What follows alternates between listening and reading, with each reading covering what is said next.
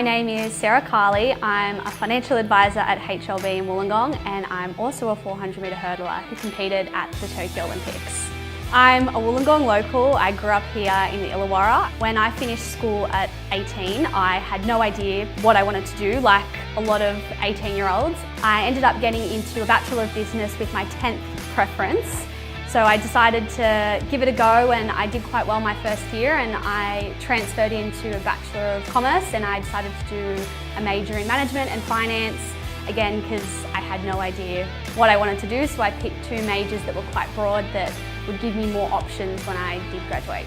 Having a job as a financial advisor as well as being an elite athlete simultaneously is a lot at times, but I think it's very important to have something away from sport that gives you fulfillment like my job does.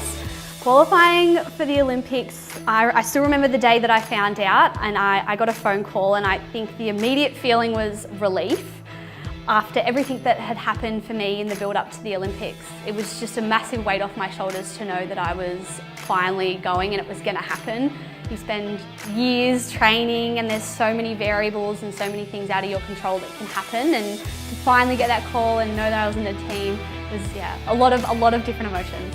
My build up to the Olympics wasn't, I guess, traditional. I had an accident in the gym. I was actually training at the university in the gym here, and it was just a routine training session, and I was stepping up onto a box with a bar on my back when I slipped and fell, and the bar came down onto my neck and I ended up in emergency, and after having a seizure I found out that I had dissected my carotid artery, which was an internal tear in the wall of the main artery here that supplies blood to your brain.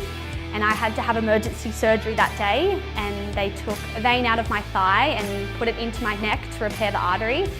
And when I woke up, they said no exercise for 5 months. So at that point, the reality of competing at the Olympics was unachievable for me.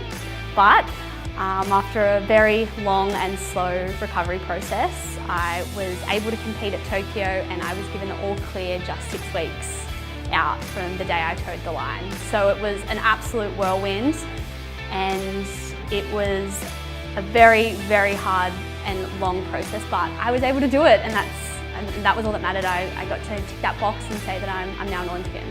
At the very beginning, I had said that I was going to make it, and even when I was sitting in the ICU at Wollongong Hospital, I said I'm going to the Olympics, and I kept telling that to my family, but there was definitely days where I had doubts, and there was definitely days I said, I don't know if I can do this. The experience of competing at the Olympics was absolutely incredible. There's no other way to put it. You train your whole life to become an Olympian. It's the pinnacle of sport, and to finally step out onto that track and know that I'm going to cross that finish line and become an Olympian it's amazing. And I think for me it was different because you train your whole life and you expect to be there in career best shape, and I wasn't, and we knew that. I had 6 weeks of training. So I guess for me it was about being present and being able to really soak it all up and enjoy the experience. And I remember crossing that finish line, and I think the enormity of what we had pulled off kind of all hit me at once.